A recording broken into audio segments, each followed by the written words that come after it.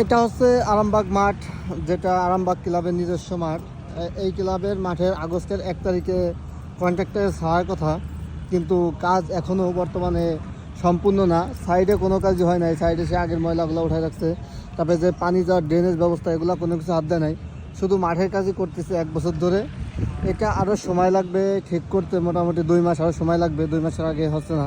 কিন্তু বাবুবের কথা হচ্ছে 1 তারিখের মধ্যে, আগামী 1 তারিখের মধ্যে মাঠটা বাবুকে বোঝাই দেওয়ার কথা, কিন্তু এখন সেটা কোম্পানি পারবে কিনা সন্দেহ। আর মাঠের বুকটা একটু উঁচা উঁচা রাখছে যাতে পানিগুলা মাঝে না জমে, সাইড দিয়ে ড্রেনেজ যে ব্যবস্থাগুলো এইখান দিয়ে নেমে নেমে চলে যায়। এটা হচ্ছে আরামবাগের যে মাঠটা ছিল আর্টিফিশিয়াল টার্ফ, এটা হচ্ছে সেই টার্ফের কাজ চলতেছে। যে মালামালগুলা, মানে মাঠের যে মালামালগুলো, এগুলো বিদেশ থেকে আসতে সময় লাগছে, পড়ে আটকে ছিল 1 মাসের মতো। তো সেগুলো আনে এখন কার্যক্রম মোটামুটি চলমান। তো আশা করতেছি 2 মাসের মধ্যেই মাঠটা মোটামুটি চালু হয়ে যাবে। সকলকে ধন্যবাদ।